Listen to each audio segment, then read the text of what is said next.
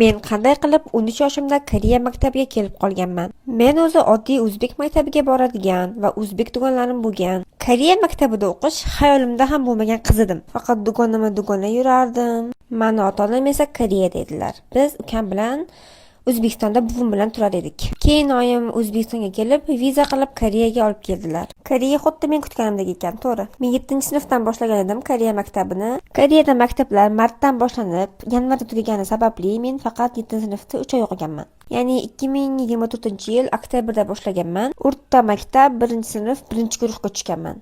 Hamma narsa yangi edi, maktablar ham xuddi daramadagi edi. Boshida menga juda ham yaxshi muomala qilishdi.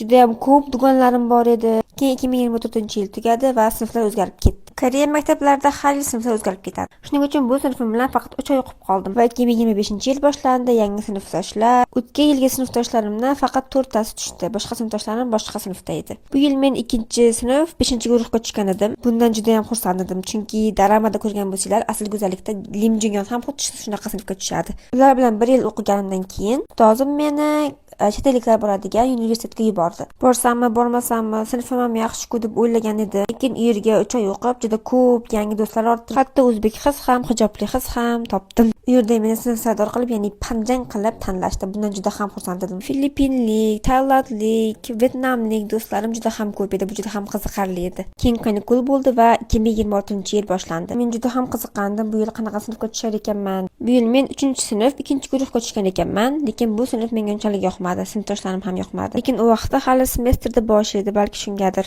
Biz bu yil o'rta maktab oxirgi sinfda bo'lganimiz uchun endi yil bo'yi shunaqa rasm tushar edik. Bu yilgi sinfdoshlarim yoqmaganligi uchun o'tgan yilgi borgan universitetimga yana boraman deb ustozimga aytdim. Va o'sha universitetga yana bordim va yana yangi chetlik do'stlar, yangi mashg'ulotlar, rus, vyetnam, mongol, xitoylik do'stlar bilan yana tanishdim. U yerda biz koreys tilini o'rgandik va har xil mashg'ulotlar bilan shug'ullandik. U yer shunaqangi qiziq bo'ldi, 3 oy juda ham tez o'tib ketdi. Chet ellik do'stlar bilan tanishib, men shuni tushundimki, oddiy o'zim davlatdagi do'stdan ko'ra chet ellik do'stlar bilan uchrashish juda ham qiziqroq. Keyin u yer ham tugadi va yig'lab maktabga qaytdik. Maktab boshlandi. Boshida umuman xohlamagandim maktabga borishni, bu yil yoqmagandi.